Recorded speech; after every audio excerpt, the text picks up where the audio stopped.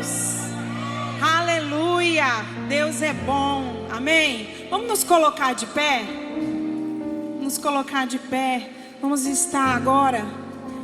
Você no seu lugar. Eleve seus pensamentos ao Senhor nesse momento. A presença do Espírito de Deus está aqui nesse lugar, nesse ambiente. A presença da glória de Deus está aqui nesse lugar. Aleluia. Glória a Deus. Uma salva de palmas para o Senhor Jesus. Oh, aleluia. Senhor, nós te adoramos. Nós te bendizemos. Venha, Senhor, vem Espírito de Deus aqui nesse lugar. Fala conosco aqui. Quebra as cadeias, Jesus. Quebra todo jugo, Pai. Vem sobre esse lugar. Vem sobre todo entendimento, sobre todo pensamento. Nós te damos liberdade. Em nome de Jesus. Aleluia. Vamos juntos adorar o Senhor com muita alegria.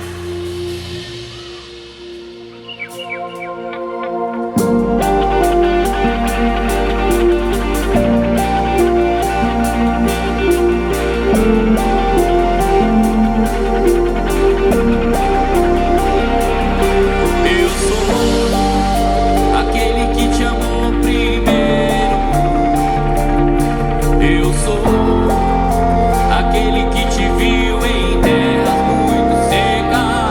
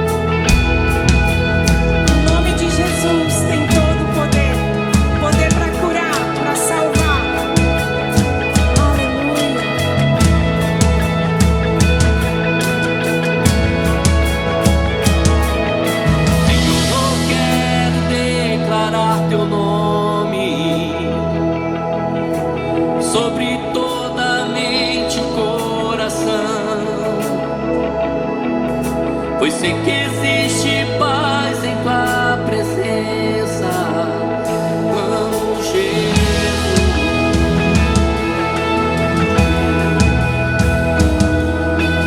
Jesus, quero declarar teu nome, quebrando os vícios dessa geração. Declaro que há esperança e liberdade.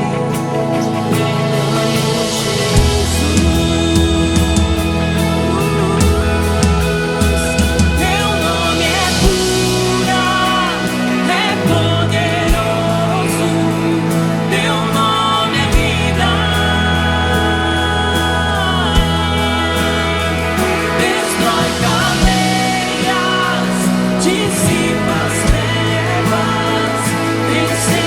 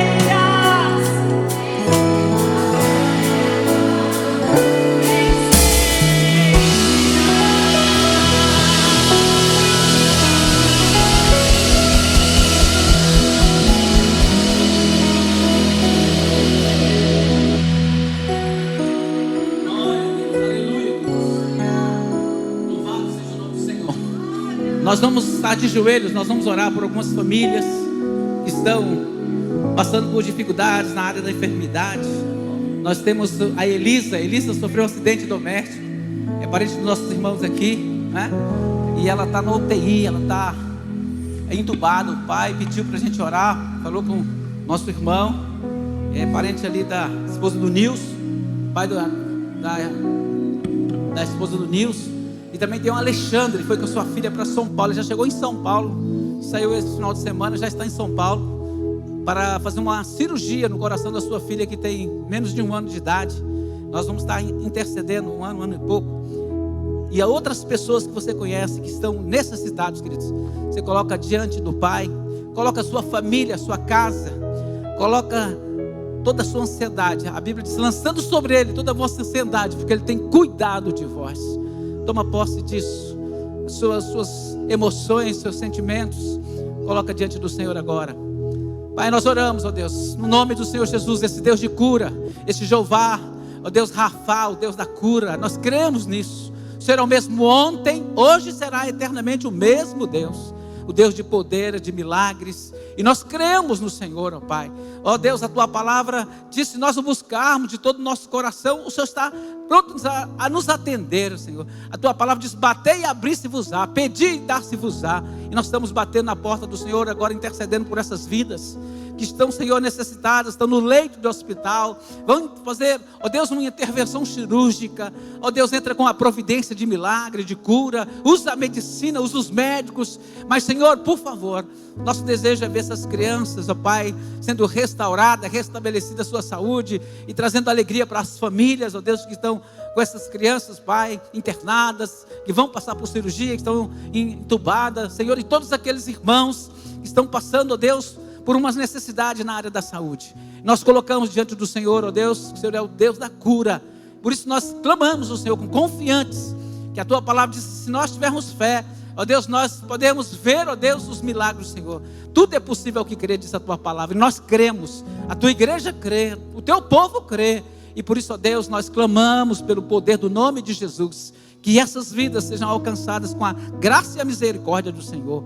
Pai, nós também lembramos dos familiares, nossas casas, nossas famílias, esposo, esposa, filhos, família na Tua presença, Senhor, para que possamos declarar de alto e bom som, eu e a minha família, eu e a minha casa, estamos a serviço do Senhor. Ó Deus, nós queremos que essa verdade de Josué seja também a nossa, seja a nossa realidade, aplicada para a nossa vida, nossa igreja, nossa família. Nós intercedemos pela nossa sociedade, Pai, pelo nosso município, pelo nosso estado, pela nossa nação. Clamamos ao Senhor, que o Senhor tenha misericórdia. A Tua palavra diz, feliz é o Senhor, feliz é o Deus cujo Senhor, ó Deus, feliz é a nação cujo Deus é o nosso Deus, é o Senhor. Por isso, ó Deus, nós queremos que essa nação que chama Brasil tenha o Senhor como Deus, no controle, ó Deus, nas rédeas, ó Deus, deste país, e ó Deus, cuidando de cada vida, no nome do Senhor Jesus, porque a Tua palavra diz que o choro pode durar uma noite, mas pela manhã vem a alegria, Pai. Nós queremos que essa alegria do Senhor, que é a nossa força,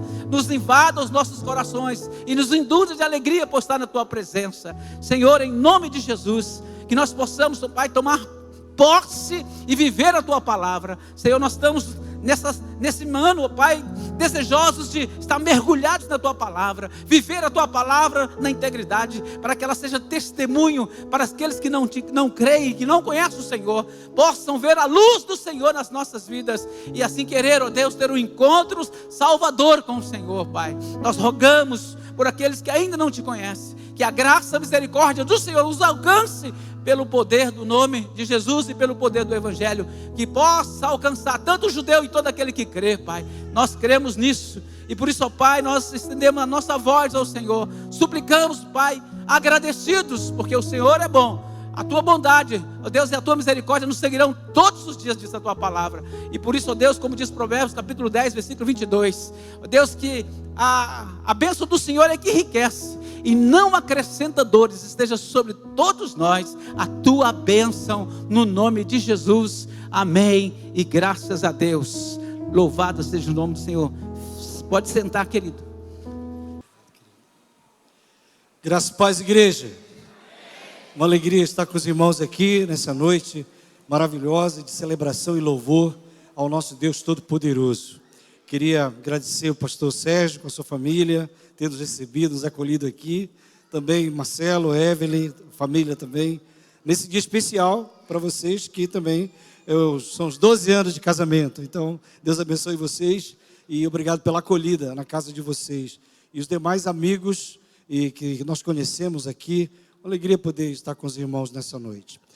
Estou com a minha esposa, a Weiner, Priscila, minha filha, o Tom, meu genro, e meu neto, Levi. A gente está passando esse final de semana aqui. Amanhã, se Deus permitir, nós retornaremos ao Acre. Não é? Eu não sou do Acre, eu sou do Amapá, do estado do Amapá, Macapá. Mas eu estou no Acre, servindo ao Senhor, Igreja Batista da Vila Ivonete, desde 30 de março de 1990. Estamos ali servindo ao Senhor para a glória de Deus. Eu gostaria que vocês colocassem em pé e vamos ler a palavra do Senhor. Atos capítulo 3, versículos 1 a 10. Tá bom? Atos capítulo 3, versículos 1 ao versículo 10. Você pode abrir a sua Bíblia nesse texto. Quem puder compartilhar a Bíblia com alguém do lado que não tem Bíblia, eu agradeço. Tá bom? Atos 3, de 1 a 10. Certo dia, Pedro e João estavam subindo ao templo na hora da oração, às 3 horas da tarde.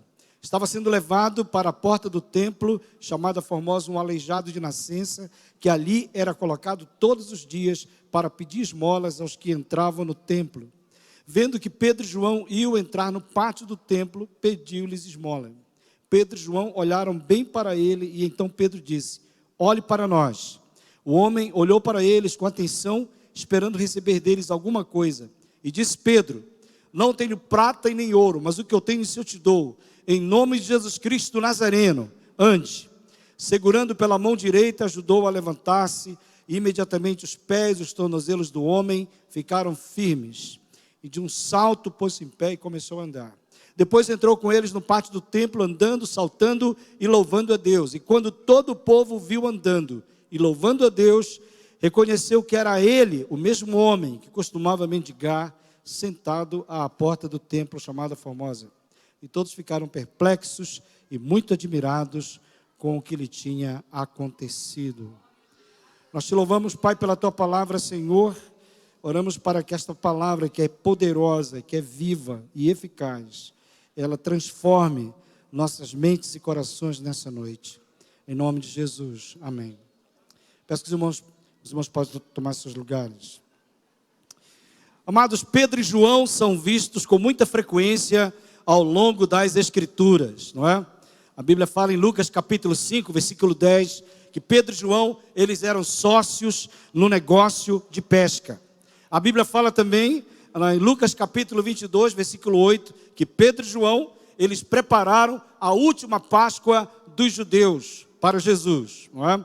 A Bíblia fala também, em João capítulo 20, verso 3 e verso 4, que quando Jesus ressuscitou na manhã da ressurreição, as mulheres foram ao sepulcro. Mas diz a Bíblia que dos discípulos homens, Pedro e João, eles correram para o sepulcro naquele primeiro domingo de Páscoa. Diz a Bíblia também, no capítulo 8, verso 14, que Pedro e João, eles também ministraram aos samaritanos que creram em Jesus Cristo.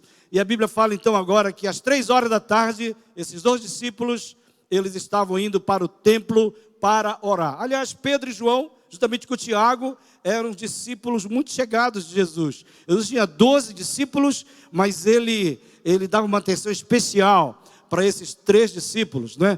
Pedro, Tiago e João. A Bíblia fala, meus irmãos, que eles vão para o templo orar. E quando eles estão chegando, subindo as escadarias do templo, eles vão encontrar um homem coxo de nascença. E esse homem, ele estava sentado na porta da igreja.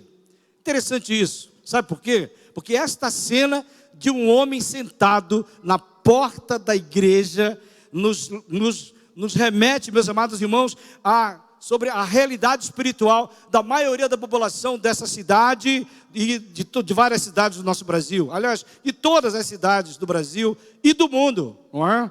Existem muitas pessoas que, a exemplo desse rapaz, estão realmente esperando que a igreja do Senhor Jesus, ela faça alguma coisa para ajudar esses que estão necessitando. Interessante também porque a doença desse rapaz tem a ver com o pecado. Não que a doença dele seja consequência do pecado, mas essa experiência de Pedro e João com esse homem revela uma coisa interessante. A Bíblia diz que esse homem, ele era um aleijado de nascença. E eu penso que assim nasce a humanidade. A humanidade já nasce em pecado.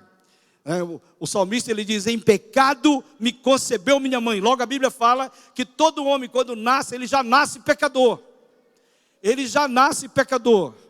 E olha, a Bíblia diz que a única maneira desse homem, ele ser curado, ele ser liberto, ele ser transformado, ele deixar de ser uma pessoa pecadora, a Bíblia diz, não é pela religião, não é por qualquer líder religioso, não é pelas boas obras, ou por qualquer outra ação que essa pessoa possa fazer para ele tentar se libertar. A Bíblia diz que a única maneira da pessoa ser completamente perdoada do seu pecado, liberta do seu pecado, é mediante a confissão de fé no nome de Jesus.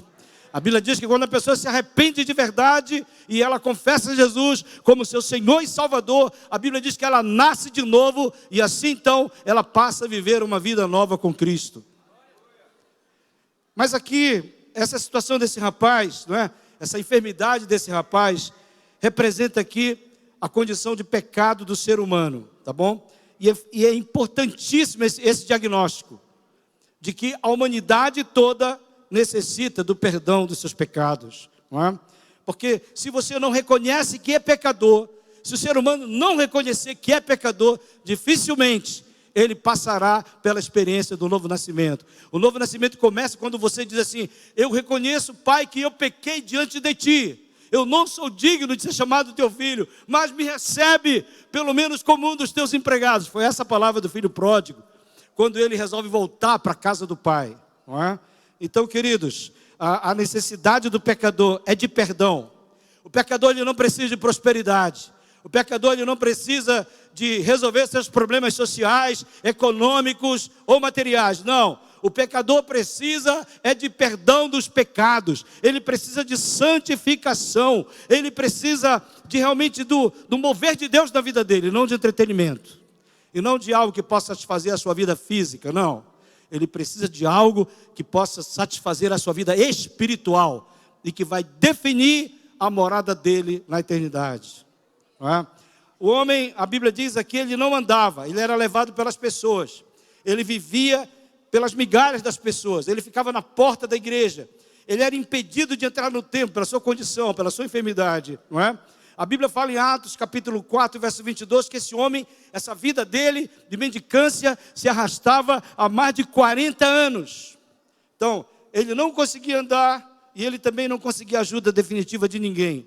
E nem mesmo a religião, olha, preste bastante atenção, ele estava mendigando na porta de uma igreja. E nem mesmo a religião, com toda a obrigação que ela tinha, que era de ajudar os pobres, conforme Deuteronômio capítulo 15. Aliás, era uma lei que estava muito clara na lei de Moisés, no judaísmo. A lei dizia, Deuteronômio 15, que a pessoa ela deveria ajudar o pobre. Não poderia existir pobreza no meio do povo judeu. Não é? Mas a religião, ela não estava cumprindo o que estava na lei. Ela não estava cuidando daquele rapaz. E o estado deplorável desse homem revela realmente o que o pecado faz. O que é que o pecado faz na vida do ser humano? O pecado, ele não somente separa o homem de Deus, mas ele rouba do ser humano a dignidade. Ele rouba do ser humano a vida plena. Ele torna o ser humano uma pessoa impotente, mendicante, sem esperança no mundo. Aliás, o apóstolo Paulo, falando em Efésios capítulo 2, ele diz que aquela pessoa que está longe do Senhor, ela vive no mundo, errante no mundo, e não tem nenhum tipo de esperança no mundo. Também, essa cena desse rapaz, na porta da igreja, revela, não é, a crueldade do pecado. O que significa isso? O pecado, ele manipula o ser humano. O homem, ele achava que ele só precisava de dinheiro, uma esmolazinha, para resolver o seu problema financeiro, não é? Mas o pecado não somente manipula, o pecado também nos torna manipuladores. Esse homem estava sentado naquela porta chamada Porta Formosa. Era uma porta de 22 metros de altura, revestida de bronze polido, que tinha sido trazido de Corinto. E era uma porta tão maravilhosa, tão esplendorosa, parecia ouro. Mas na verdade, aquilo ali fazia uma pressão psicológica naquele rapaz. Imagina, aquele rapaz precisando de recursos, precisando de ajuda, sentado na porta de uma igreja que tinha uma porta imensa que parecia ouro. Então isso, com certeza, era uma pressão psicológica na vida dele. Não é? E esse é o estado do ser humano, ou a ruína do mundo, não é? Homens e mulheres atolados no pecado, sofrendo todo tipo de consequência, manipulados e manipulando, carregando uns aos outros, dando esmola para os miseráveis, na tentativa de aplacar a consciência. Mas no fundo, ninguém ajuda ninguém, essa é a verdade. A vida espiritual não funciona dessa maneira. A vida com Deus não funciona dessa maneira. Não é? E essa é a realidade dessa cidade, vocês sabiam disso? Existem muitos aleijados espirituais nessa cidade, por causa do pecado. Tem muita gente precisando que servos de Deus parem suas agendas e se importem com eles. E decidam ser esperança na vida deles. Quando a igreja canta aqui, não é? Que nós temos que declarar pelas ruas o nome de Jesus, e realmente é isso. Essa é uma verdade tremenda, porque a igreja ela precisa marchar na cidade proclamando o nome de Jesus. Mas a igreja também precisa, meus irmãos, como Pedro e João, quando vir para o templo, não é? A igreja precisa estar trazendo pessoas, se importando com as pessoas, orando pelas pessoas, ajudando as pessoas que realmente necessitam. E essa experiência aqui, meus irmãos, me remete para uma experiência de um amigo meu lá em Belém, pastor Iracildo. Acho que o pastor Sérgio conhece ele. Pastor da Igreja Batista Equatorial em Belém. Pastor Iracildo, ele foi certo dia para a igreja, certo domingo de manhã, ele chegou já atrasado, e quando ele ia entrando lá no templo, tinha um rapaz, um dependente químico, sentado na porta da igreja, perto da igreja, da entrada da igreja. Quando ele ia entrando, o rapaz disse: pastor, por favor, preciso falar com o senhor. Me ajuda, pastor. E ele olhou no relógio, ele ia pregar naquela manhã, ele disse: meu amigo, desculpa aí, mas eu não posso te atender agora. Você pode me aguardar um pouquinho? Você senta aí, me aguarda. Quando terminar a escola bíblica, eu vou e converso com você. E disse: pastor, por favor, tem que ser agora, pastor. Eu preciso de você agora. Mas o pastor Acildo pediu desculpa para ele, estava atrasado para o culto e entrou no templo. O pastor Acildo então pregou aquela mensagem naquele domingo de manhã. À noite, quando ele saiu do templo, ele procurou o rapaz, não estava lá. E aí ele voltou para casa, aí pregou à noite. E quando foi na segunda-feira de manhã, o pastor Acildo pegou na hora do café, ele abriu o jornal Liberal.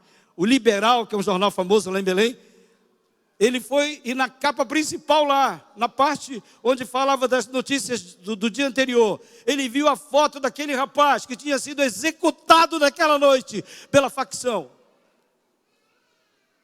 Aquele rapaz foi executado naquela noite.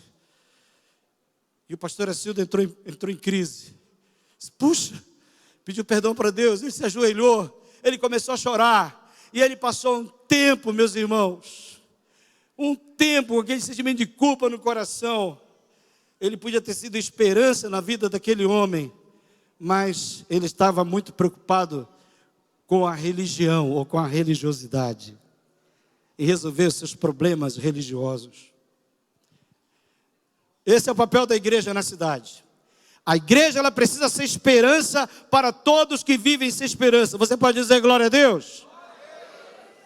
Agora, como é que a igreja, a primeira igreja batista de Paraná, ela vai ser esperança para a cidade de Paraná, para o Brasil e para o mundo? Como seremos? Primeiro, essa igreja, ela só vai ser esperança para essa cidade se essa igreja dobrar os seus joelhos, orar e chorar pela cidade de Paraná. Ele subiu ao templo na hora da oração, 3h da tarde. Pedro e João, eles oravam em 3 turnos por dia no templo. O dia judeu começava às 6 da manhã e terminava às 6 da tarde. Para os judeus devotos, havia 3 turnos de oração.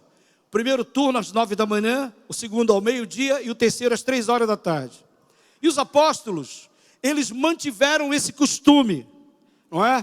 Os apóstolos que tinham sido do judaísmo, agora eles eram cristãos porque eles deixaram o judaísmo e passaram a seguir a Cristo, mas eles não quebraram essa tradição, porque eles sabiam que a nova fé e a velha disciplina deles podia andar junto. Então Pedro e João, eles eram homens de oração. Eles entendiam que Deus é mais importante do que a obra de Deus. Amém, irmãos? Você crê nisso? Deus é mais importante do que a obra de Deus. Você crê nisso? Amém?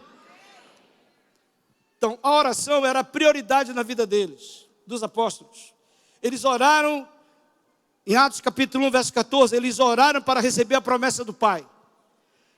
Diante da ameaça do Sinédrio, eles oraram e pediram mais intrepidez para pregar o evangelho no mundo. Atos capítulo 4, verso 31. O Sinédrio pressionou eles. E eles disseram, nós não podemos deixar de falar daquilo que temos visto e ouvido. E eles então, depois voltaram para a igreja. Voltaram lá para onde os irmãos estavam reunidos. E eles oraram pedindo intrepidez. Depois eles oraram na instituição do diaconato. E quando foi instituído o diaconato, Atos capítulo 6 mostra que eles instituíram o diaconato para que eles pudessem, os apóstolos, se dedicar mais ao ministério da pregação da palavra e também da oração. Sabe, queridos, não adianta a gente somente pregar o evangelho, só falar. Não, a igreja precisa orar.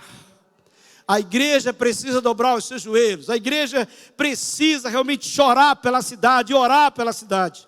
E uma igreja que ora, ela abre as portas para a intervenção milagrosa de Deus. A oração sempre foi o que moveu, meus irmãos, a vida de homens, por exemplo, como Charles Spurgeon, não é?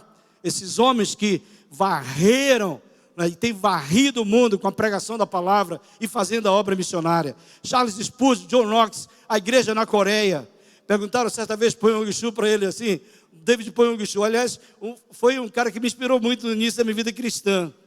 E um tempo no seminário também, um dos livros que eu li dele que mexeu muito comigo foi o livro Muito Mais do que Números. Eu queria saber qual o segredo do crescimento da igreja na Coreia. E perguntaram para ele, qual o segredo, pastor, do crescimento da igreja do Evangelho Pleno na Coreia? Ele disse, oração, só isso. A gente não faz mais nada, a gente só ora. E a igreja, ela tem montanhas de oração, cavernas de oração, ela tem câmaras secretas de oração. A igreja ora 7 dias por semana, 24 horas por dia. Todos os dias.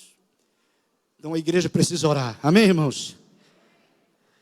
Ao longo da história, aqueles que triunfaram nas pelejas e viram as manifestações grandiosas de Deus, foram aqueles que oraram ao Senhor. Josafá, segundo Crônicas capítulo 20, ele estava cercado de um exército invasor. Irmãos, aquele exército era tão poderoso que ia varrer Israel do mapa. Aí Josafá, ele começa a orar ao Senhor. Ele diz, Senhor, ele fica com medo. A Bíblia diz que ele fica cheio de temor. Mas ele ora ao Senhor e diz, Senhor, nós não temos condição de vencer esse exército. Porém, os nossos olhos estão postos no Senhor. Orar ao Senhor. E a Bíblia diz que aquela vitória foi tremenda, porque o povo de Israel não teve que pegar na espada. O povo de Israel venceu aquela batalha. Aliás, não foi o povo, foi Deus que venceu aquela batalha para o povo de Israel. Amém, irmãos? Somente através do louvor. E foi assim com Ezequias, foi assim com Neemias. Neemias, ele pediu autorização do rei Artaxerxes para ir até Jerusalém para reconstruir os muros. E meus irmãos, a Bíblia diz, e quando Neemias chegou na cidade, ele foi de noite dar uma volta em Jerusalém, para ver realmente o que estava acontecendo, qual era a realidade daquela cidade. E a Bíblia diz então que quando ele olhou a cidade toda destruída, tudo em ruínas, os muros derrubados, o templo derrubado, estava tudo destruído. A Bíblia diz que Neemias, ele chora ao Senhor, ele ora, ele jejua ao Senhor. E Deus fez um milagre. Em 52 dias, tempo recorde, ele reconstruiu os muros de Jerusalém. Glória a Deus. Irmãos, eu não sei quem aqui já foi em Israel, mas se você já foi em Israel, já visitou Jerusalém, você sabe como é aquela muralha. Como é aquela muralha, é imensa aquela muralha. Nos tempos bíblicos, aquela muralha era maior ainda, em termos de largura, não é? De altura, e a extensão da muralha. Os irmãos imaginam reconstruir aquela muralha em 52 dias? Só o poder de Deus mesmo. Uma igreja que ora, ela cresce, se fortalece na sua membresia. Eu fiquei muito feliz quando eu estava vendo aqui, logo no início do culto, as informações e vários encontros de oração. Glória a Deus. Glória a Deus. Mas precisa orar mais, amém? A situação dessa cidade só vai mudar quando o povo de Deus se unir para orar.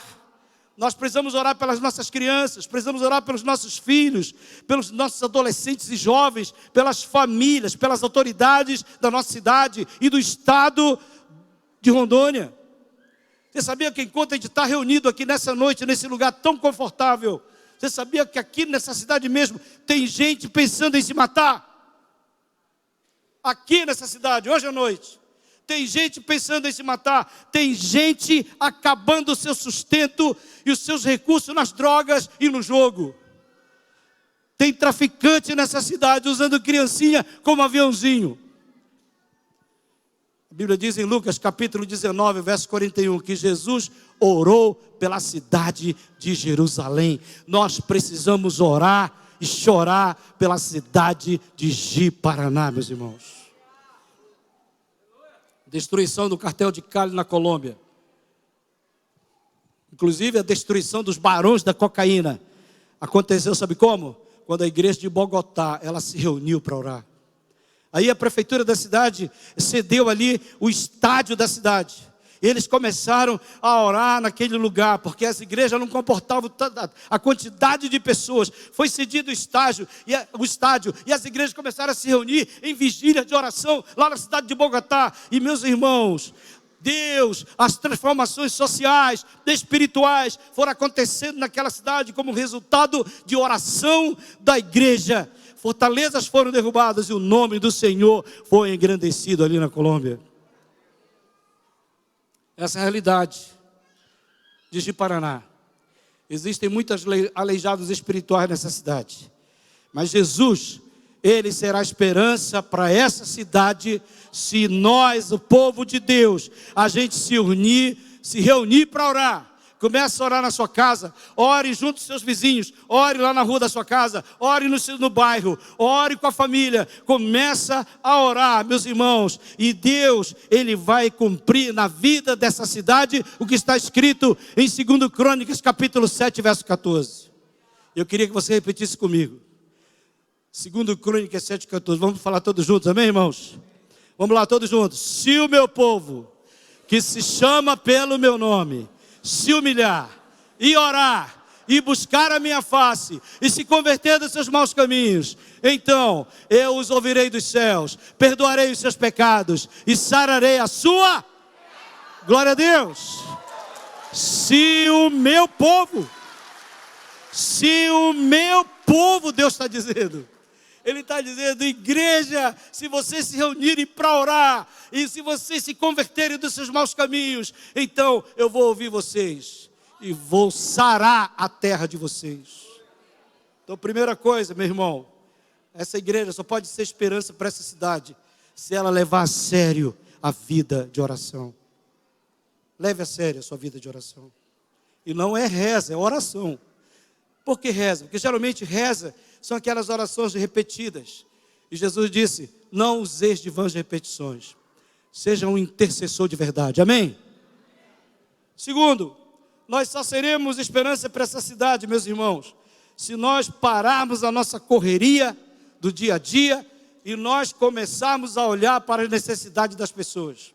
Pedro e João, a Bíblia diz, olharam bem para ele. Tem uma tradução que diz que eles fitaram os olhos naquele rapaz. Pararam a sua caminhada para a oração e deram atenção para aquele rapaz. Demonstraram compaixão. Isso não foi religiosidade, foi compaixão. Eles interromperam aquele exercício espiritual das 3 horas da tarde para a oração e se envolveram com o paralítico na porta do templo. Jesus contou uma parábola, a parábola do bom samaritano, em que a Bíblia diz que um rapaz ele foi assaltado e estava no chão, e de repente passou perto dele algumas pessoas. Primeiro passou o sacerdote, vinha da igreja. O sacerdote passou e não se importou com aquele rapaz. Depois passou o levita, o cara que dirigiu o louvor na igreja, passou perto também e não se importou com aquele rapaz. Mas diz a Bíblia que veio alguém que era odiado pelos judeus, um samaritano. E ele pegou então aquele rapaz, levantou ele, colocou em cima do animal dele, levou para a hospedaria, mandou cuidar dele, pagou a conta. Amém, irmãos? Isso é compaixão. Isso é compaixão. Compaixão é maior do que religiosidade. Não é? Algumas pessoas fecham os olhos para os necessitados, porque dão mais valor ao ritual do que as pessoas. Tem gente que nem abriu o vidro do carro lá no sinal de trânsito para uma pessoa que está precisando de alguma coisa, não abre. Pastor, eu estou com medo, a cidade está violenta, alguma coisa assim. Não, usa esse argumento para se auto-justificar. Na verdade, é porque não quer ter contato com essas pessoas. E aí, meus amados irmãos, tem muita gente que é zelosa na sua tradição religiosa, frequenta uma igreja, se diz até cristão, mas está completamente indiferente às necessidades do próximo. Jesus disse: se você sabe que alguém está precisando e você não faz nada, a sua religião é nada também. É zero, é vã. Deus não abençoa aqueles que fecham seus olhos para a necessidade das pessoas. Muitos acham que melhor você apenas dar uma esmola qualquer e virar o rosto, não se comprometer com a pessoa. Pedro e João não. Eles conversaram com aquele homem, eles deram atenção para aquele homem, fitaram nos olhos dele e falaram: olha para nós. Pedro então, meus irmãos, se coloca à disposição para ajudar aquele homem. Olha para nós, nós não temos prata nem ouro, mas o que nós temos nós vamos te dar em nome de Jesus Cristo Nazareno. Levanta e anda. Meus irmãos, Pedro se coloca à disposição para ajudar. Pedro compartilha com o mendigo tudo aquilo que ele possuía, seu maior bem, seu maior valor, que era a presença de Jesus. Pedro tinha consciência de que havia recebido o poder do Espírito Santo e ele tinha autoridade do nome de Jesus. Mas o poder que Pedro tinha, ele não usava em benefício próprio, ele era dirigido pelo Senhor para abençoar a vida das pessoas. E ele não pegava o crédito para ele. Esse é o problema da igreja hoje. Tem muita gente buscando a glória para si. Tem muita gente buscando o crédito que pertence somente a Jesus. E o poder sem compaixão é autopromoção. Poder sem compaixão é autopromoção. Qual é a missão de Deus, meus irmãos? Deus está realmente empenhado na sua missão. Qual é a missão de Deus? Resgatar o homem do pecado. Mas existe a missão de Deus, mas existe a missão do inimigo também. Qual é a missão do inimigo? A Bíblia diz em João capítulo 10, verso 10, que o ladrão, ele vem somente para matar, roubar e destruir. Destruir o ser humano que foi feito à imagem e semelhança de Deus. Então, para que esse propósito de destruição do ser humano aconteça, o inimigo ele trabalha de várias maneiras, mas a principal arma dele é a distração.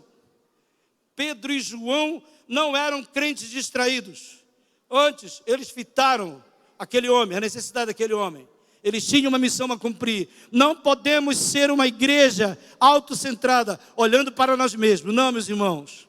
Não vivamos apenas em função dos nossos interesses pessoais. Também não. Nós precisamos fitar o ser humano, olhar para as pessoas. Aliás, quem você era alguns anos atrás? Quem você é agora? Eu tenho certeza, queridos, que em algum momento da sua vida, você precisou que alguém olhasse para você. Você precisou que alguém parasse a sua agenda e olhasse para você. Agora você faz parte da igreja. E a igreja do Senhor, ela está com a mesma missão. Amém? Então, meus irmãos, nós precisamos enxergar o coração das pessoas, as necessidades das pessoas, as angústias das pessoas. São aqueles que foram alagados por causa da inundação, são os menores infratores, são os indígenas, são os idosos, são crianças, moradores de rua, presidiários, dependentes químicos, pobres, doentes, analfabetos, pessoas de todo tipo que precisam do acolhimento de uma mensagem de esperança para as suas vidas. Então, a igreja, ela está nesse mundo para prestar atenção, olhar ao seu redor e ver as necessidades das pessoas. Essa igreja aqui só será esperança para essa cidade se o seu testemunho, o testemunho de cada crente, você que é membro dessa igreja, levante a mão e diga glória a Deus. Você que ainda não é membro, você um dia vai levantar essa mão em nome de Jesus aqui e também vai dizer glória a Deus. Mas olha, a igreja, ela só é esperança para essa cidade, só será esperança se o seu testemunho como membro da igreja for um testemunho agradável a Deus. Agradável a Deus.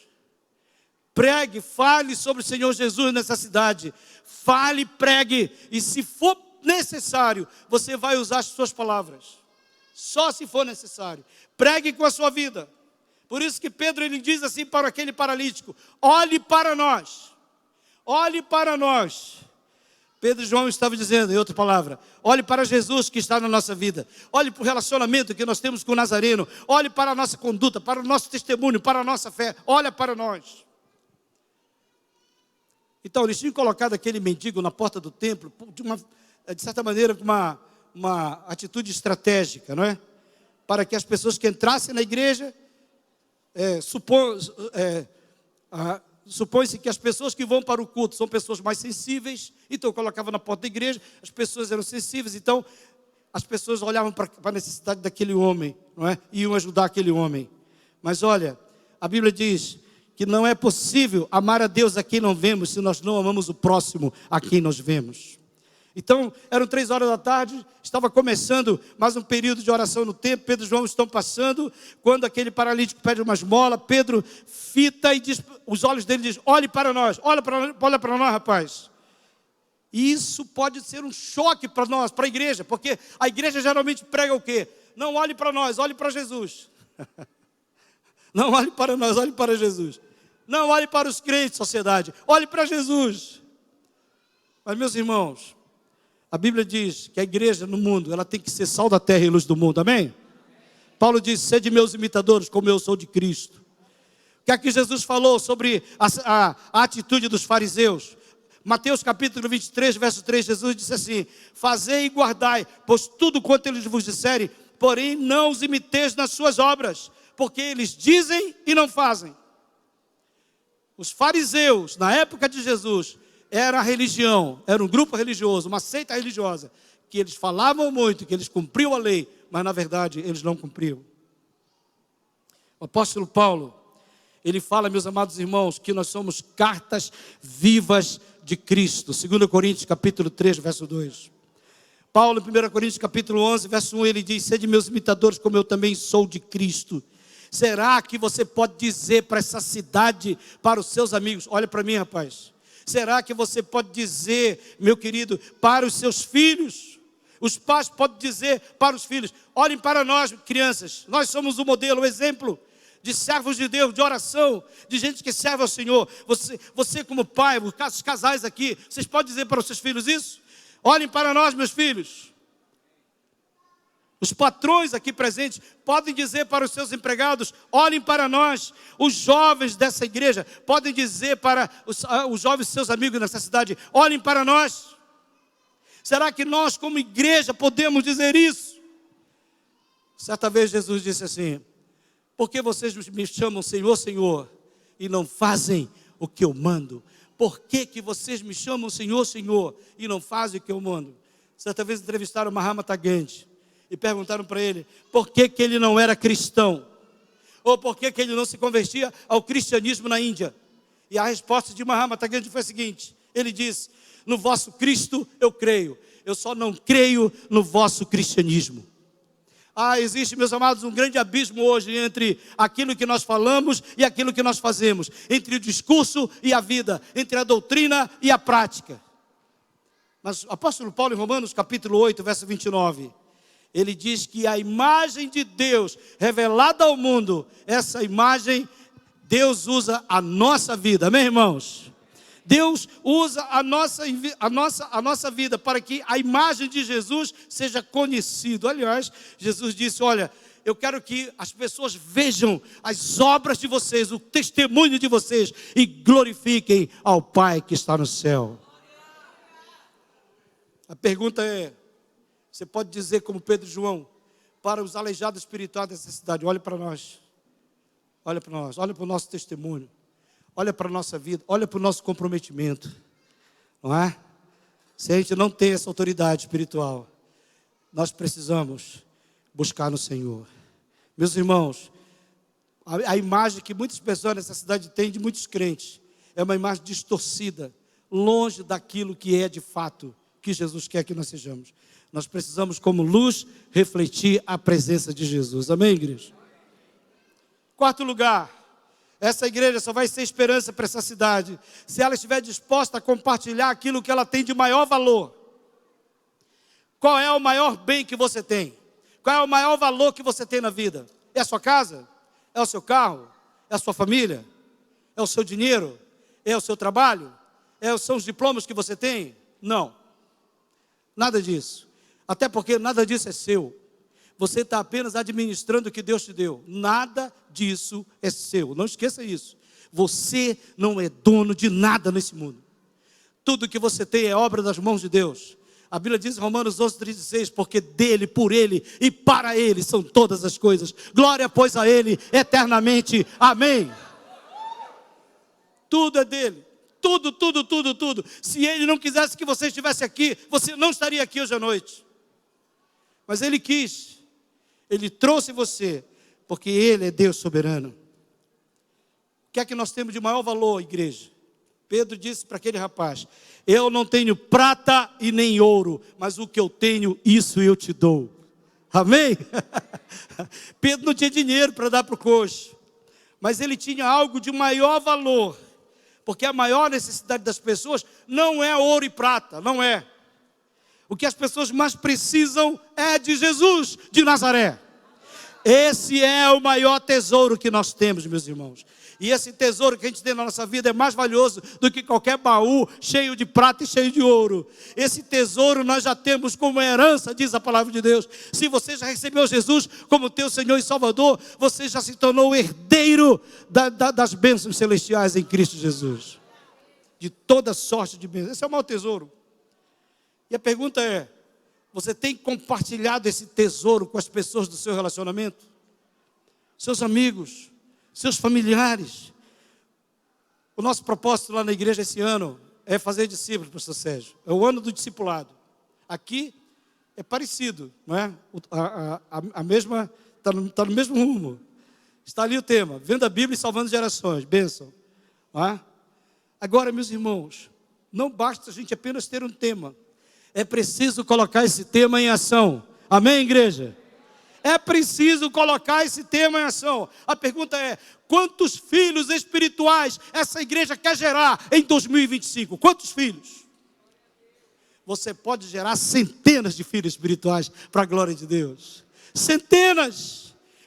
Esse ano você pode dizer para o Senhor, Senhor, eu quero abrir uma célula na minha casa, um grupo pequeno na minha casa, eu quero alcançar os meus amigos do trabalho, eu quero alcançar as mulheres da minha rua, eu quero começar a dar um treinamento na minha casa, como Áquila e Priscila. A Bíblia diz que o apóstolo Paulo orientou aquele casal, e aquele casal cedeu a casa deles para ser uma igreja, e a Bíblia diz que aquele casal também ajudou Apolo, aquele homem que estava pregando o evangelho, mas que precisava de mais treinamento. E Áquila e Priscila são uma referência para a minha vida, de casal que se dispôs a servir no reino de Deus. Então, meus irmãos, você tem condição, você quer compartilhar o que você tem de maior valor, é Jesus Cristo. E aí aquela música diz, né? Nós temos que sair pelas ruas clamando o nome de Jesus. Gente com depressão, gente precisando que você ore por ela, gente que precisa só de um ombro amigo, para você então conversar e dizer, olha, estamos juntos, eu estou com você não está sozinho nessa não. Gente que está precisando de uma palavra de esperança nessa cidade, e a igreja está calada. Não pode. A igreja ela precisa avançar. E vem aí o tempo da Páscoa, e vem aí os projetos da igreja de evangelismo, e vem aí, tem as congregações, e os ministérios vão se mobilizar, e cada ministério, crianças, jovens, adolescentes, homens, mulheres, casais, todos vão se mobilizar para fazer discípulos para Jesus. Nós só seremos esperança para essa cidade se a gente sair da nossa zona de conforto, se a gente sair dos nossos ambientes confortáveis e pagar o preço por se chamar filho de Deus. Jesus disse: se alguém quer vir após mim, negue-se a si mesmo, tome cada dia a sua cruz e me siga. Cada dia. Quinto lugar, só seremos esperança para essa cidade se nós agirmos no poder de Deus. Amém, irmãos? Em nome de Jesus Cristo Nazareno, ande. E segurando pela mão direita, ajudou a levantar-se. Imediatamente os pés e os tornozelos daquele homem ficaram firmes. Glória a Deus. Meus irmãos, quando Pedro foi questionado pelas autoridades judaicas, pelo sinédrio, formado pelos sacerdotes, pelos representantes da lei, não é? Pedro, eles foram chamados ali e foram confrontados. Por que vocês fizeram isso? Por que vocês curaram esse homem? Por quê? Nós não falamos para vocês que vocês ficarem calados, não fazer nada em nome desse Jesus. Sabe qual foi a resposta deles? Capítulo 4, verso 10. Tomai conhecimento vós todos e todo o povo de Israel, de que em nome de Jesus Cristo Nazareno é que esse homem está curado diante de vós. Amém, irmãos? O poder da cura está no nome de Jesus. Amém, irmãos? Não estava em Pedro. Pedro não aceita a glória para si. E o texto é claro, a Bíblia diz: Pedro se dirige ao povo, capítulo 3, verso 12. Pedro se dirige ao povo dizendo: israelitas, por que vos maravilhais disto? Por que fitais os olhos em nós, como se pelo nosso próprio poder ou piedade o tivéssemos feito andar? Não fomos nós. O que a igreja tem que fazer? A igreja ela tem só que orar e se levantar para fazer a obra. Deus vai na frente desbaratando, meus amados, os inimigos. Deus vai preparando os corações e a obra vai acontecer. Mas a igreja precisa só se levantar. A Bíblia fala de 4 leprosos que estavam fora dos muros de Jerusalém. Samaria estava sitiada. Aliás, Samaria estava sitiada. Eles estavam lá fora. E aí o exército estava a uma distância deles, o exército inimigo. E eles falaram assim: vamos lá no acampamento inimigo. Vamos saquear o acampamento inimigo. Imagina, 4 leprosos contra um acampamento lotado de inimigo, todo mundo armado. Eles dizem: vamos saquear. Se a gente ficar aqui, a gente vai morrer. Então pelo menos que a gente morra com dignidade. A Bíblia diz: aqueles 4 homens se levantaram. E quando eles se levantaram, diz a palavra de Deus, que Deus fez com que o exército inimigo ouvisse um barulho, sabe, aquele barulho poderoso, parecia que um exército vinha contra eles. Eles bateram e retiraram, deixaram o acampamento vazio. E aí os 4 leprosos chegaram lá e comeram, fizeram a festa, pegaram lá tudo que podiam levar e disseram: não, calma aí, essa boa notícia, essas boas novas, essa bênção, a gente não pode guardar só para nós, vamos levar também para o povo de Deus. E eles pegaram tudo e foram e levaram. Queridos, a igreja precisa agir no poder do Espírito Santo. Tem muita gente jogada na sarjeta, esperando que alguém a levante. Tem muita gente precisando de uma palavra de esperança, senão ela se suicida. Chegou o tempo da igreja ser uma igreja proativa. Amém, irmãos? Chegou o tempo da igreja agir. O mendigo estava apenas pedindo uma esmola e ele recebeu novas pernas. Pedro não tinha prata e nem ouro, mas ele tinha o poder de Deus na vida dele. Hoje a igreja, muitas vezes ela tem prata e tem ouro, mas ela não tem poder. O poder não estava em Pedro, o poder estava no nome de Jesus. O milagre da cura desse coxo era o cumprimento de uma profecia. Isaías capítulo 35, verso 6. Os coxos saltarão como servos. Amém, irmãos? Os coxos saltarão como servos. É isso que acontece com aquele homem. Sabe, tem uma historinha de Tomás de Aquino e o Papa Inocêncio IV. E Aquino, certa vez ele foi visitar o Papa e chegou lá no momento que o Papa estava contando uma grande quantidade de moeda de ouro e de prata. E quando o Papa viu Tomás de Aquino, o Papa disse assim: irmão, como você pode perceber, eu não posso dizer, mas como Pedro ao paralítico, eu não tenho ouro nem prata. Eu não posso dizer como Pedro disse ao paralítico. Aí Aquino olhou para o Papa e disse: isso é verdade, mas também o senhor não pode dizer ao paralítico: levanta e anda. Levanta e anda. Jesus prometeu à igreja o poder do Espírito Santo. Recebereis o poder ao descer sobre vós o Espírito Santo, e vocês serão minhas testemunhas, tanto em Jerusalém, como em toda a Judéia e Samaria, e até os confins da terra, tanto em Ji-Paraná, como em todo o estado de Rondônia, o Brasil e o mundo, em nome de Jesus. A igreja, ela recebeu esse poder do Senhor. Não esqueça isso. Foi do Senhor. Ele derramou. A igreja, naquele momento ali, orou para que Deus derramasse mais desse poder. A Bíblia diz que o reino de Deus não consiste em palavras, mas em poder. O Evangelho é a demonstração do Espírito Santo e poder.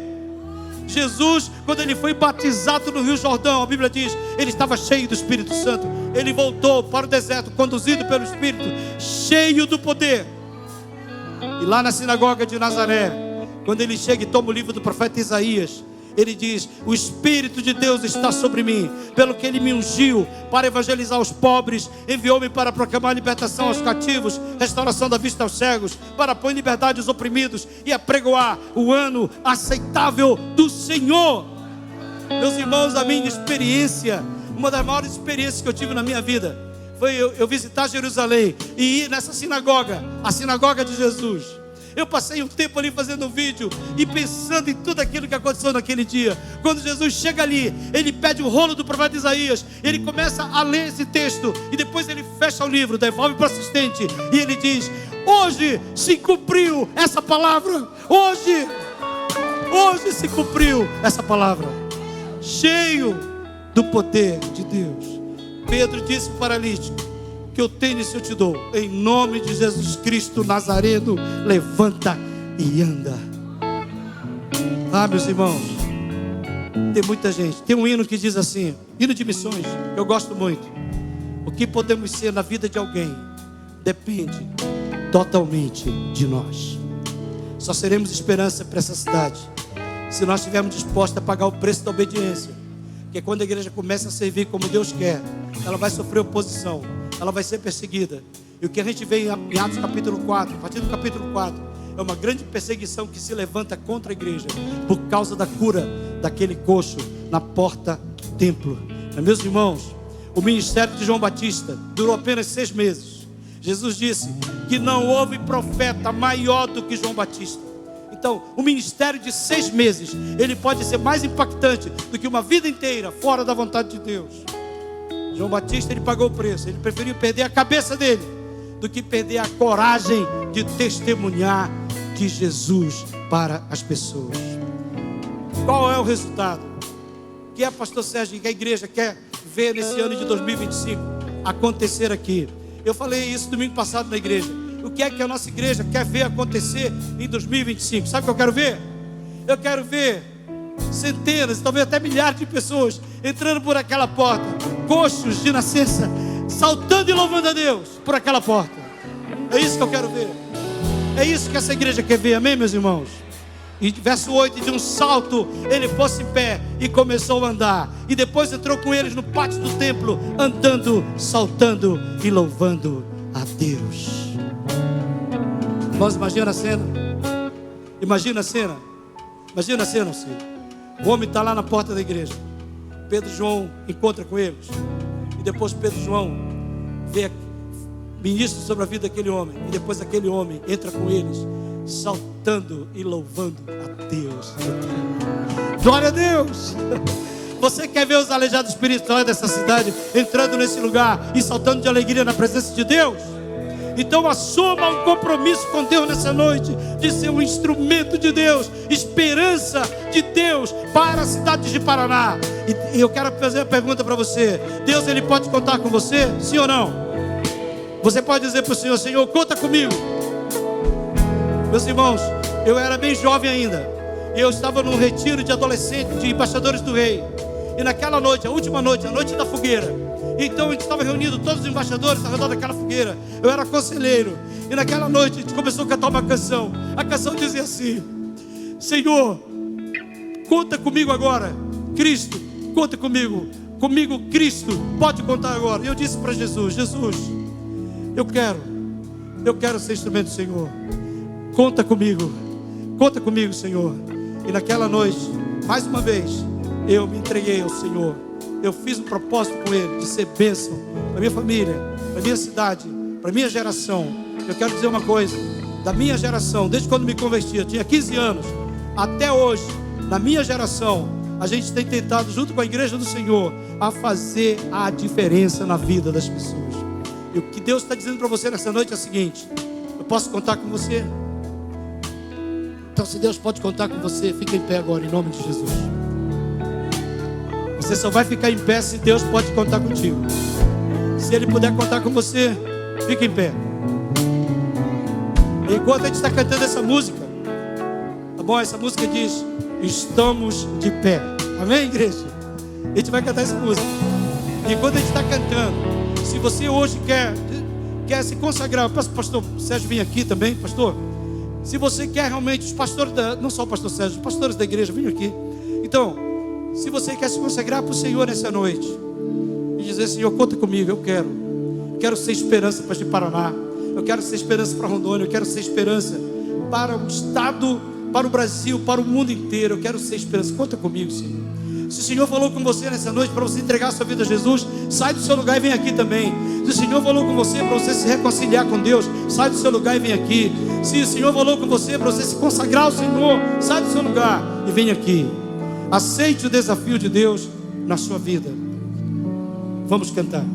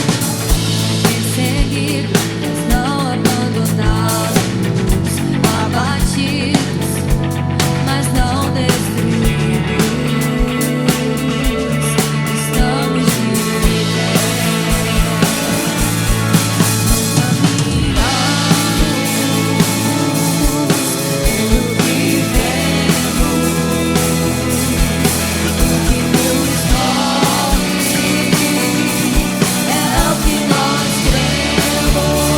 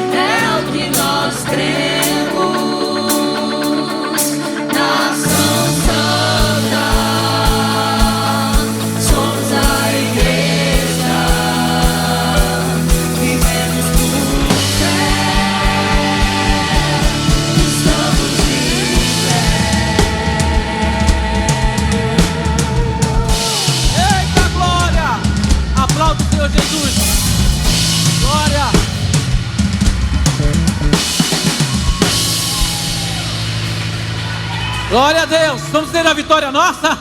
A vitória é nossa pelo sangue de Jesus. A vitória é nossa pelo sangue de Jesus. Multiplicação. Glória a Deus. Põe a sua mão na posição de receber. Que a graça do Senhor Jesus, o amor de Deus Pai, a comunhão e a consolação do Espírito Santo, Senhor, seja com todo o povo de Deus, desde agora e para todos sempre. Amém e graças a Deus. Abraço pelo menos 3 pessoas aí. Desejo uma semana abençoada e tenha uma semana abençoada em nome de Jesus. Homens, terça, mulheres, sexta-feira, casais, sábado e seguinte. Tchau.